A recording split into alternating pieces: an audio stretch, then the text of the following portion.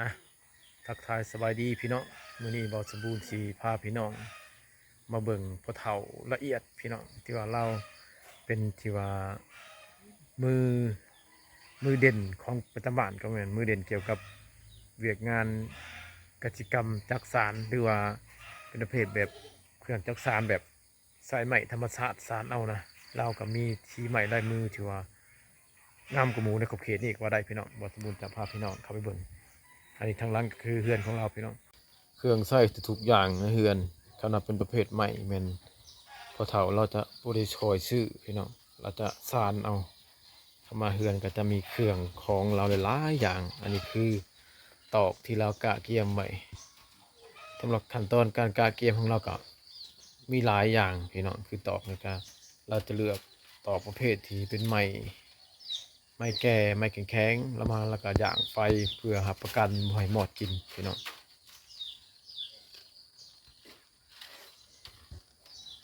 มาตอนนี้เราก็กำลังสานกระยังพี่น้องตัวนี้เป็นฟอยก็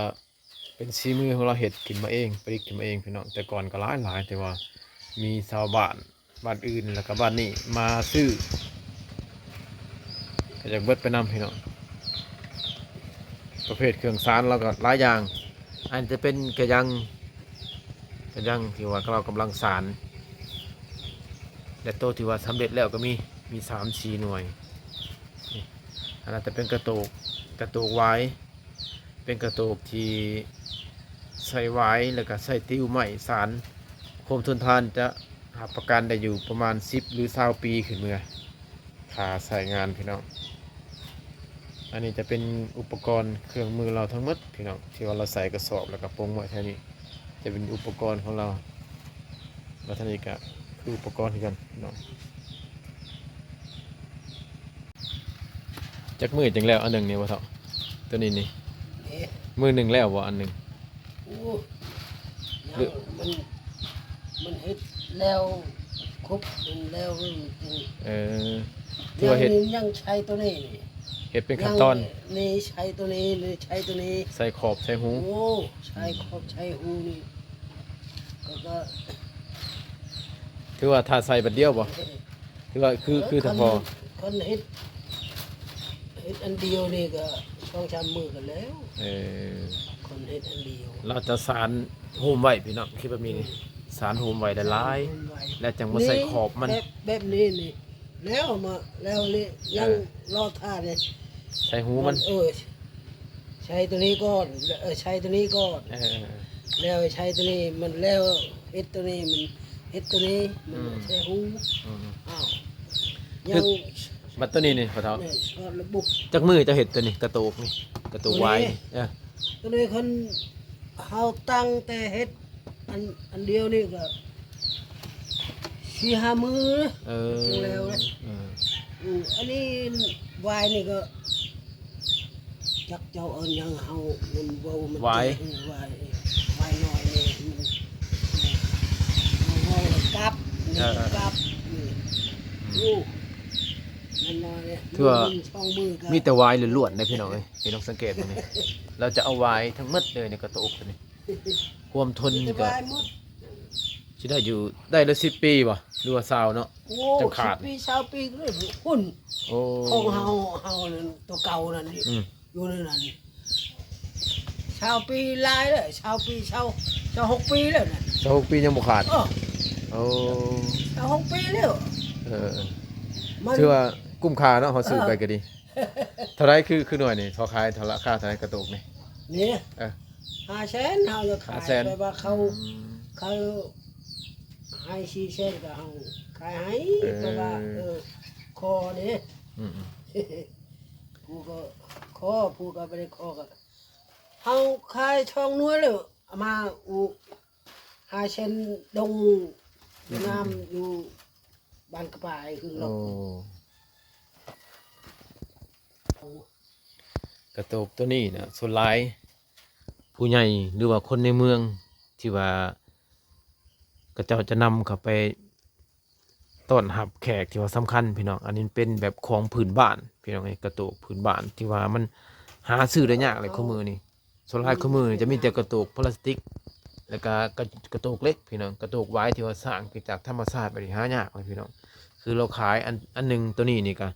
ราคา500,000กีบพี่น้อง500,000กีบก็คุ้มค่าอยู่ถ้าเป็นเงินบาทก็สิประมาณ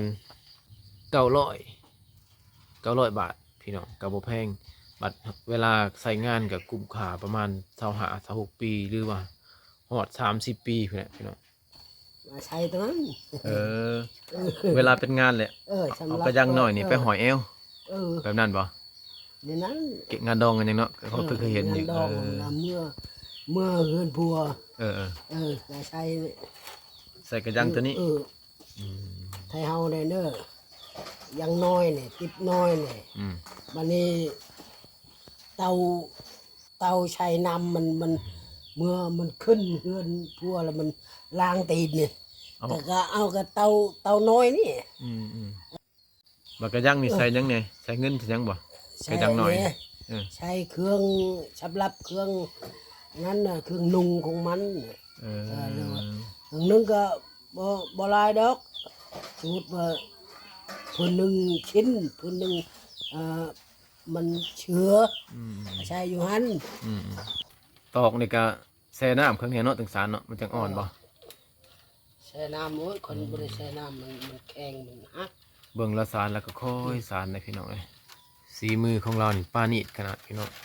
นับตั้งแต่ตอกละสารนี่ก็เราขูดละเอียดข้างในเลย นับแต่เสียนมันของตอกยังบ่มีพี่น้องเอ้ยจะเป็นละเอียดหมดเลย คือว่าตอกกับบ่มีขนมีหยังกี่เราขูดเราพอแบบสีมือเราปานี่สุดยอดอันนี้ก็จะเอิ่นว่ากระยังตัวที่เราสารอยู่นี่ภาษาอีพอเอิ่นยังไงกับตัวนี้นะตัวสารอย่างนี้ เอาก็เอิ้นก็ยัง กระยังคือกันบ่ เออ เออนี่ตัวมันแล้วนี่กระยัง กับชา หรือว่ากระเยาะบ่ ก็ยัง กระเยาะบ่จะเอิ่นกระยังคือกันบ่ ก็ยังคือกัน เออ ยังหน่อยยังน้อย เออ เอาน้อยเนี่ยเด็กน้อยมัน กระยังทีละสารนี่สุดจะเป็นสองสั้นพี่น้องสังเกตบงตอกนี่ความถี่ของตอกนี่คือว่าอันหนึ่งนี่ตอกที่เขาประมาณอยู่500-600 เซนพุ่นนะพี่น้องจากนั้นเลยมันจึงว่าทนทานกระยังนี่ก็สิได้อยู่ประมาณ10 ปีคือกันพี่น้องกระยังนี่น้อยไปนี่10 ปีหรือว่า20 ปีขึ้นมาคือกัน สังเกตเบิ่งเราสร้างเราเฮ็ดด้วยความปราณีตเฮ็ดแบบคอยเฮ็ดแล้วก็นิ่นคุณภาพนิ่นความงาม ทุกๆอันที่เราสารเนี่ยเราจะแบบว่าสารได้ครึ่งหนึ่งแล้วก็แช่น้ำไปนำเพื่อว่าให้มันอ่อนพี่น้องคือเราเห็ดนี่ตัวที่นี่เราสารเมื่อกี้นี้แล้วก็เอาตัวใหม่ออกมาอีกตัวที่เราแช่น้ำไว้แล้วก็จกออกมาพี่น้องจกที่มาสารต่อแบบว่าสารไปหอดครึ่งหนึ่งแล้วก็ต้อง แช่น้ำให้มันอ่อน แช่ปลาไว้ มันไม่ได้แช่น้ำมันแข็ง ด้นบ่เขาแช่น้ำนี่พอ ฮะ เขาแช่ไว้ด้นบ่จักชั่วโมง แช่เบิดมือเลยวะ บ่ แช่ ใส่หน่อยหนึ่ง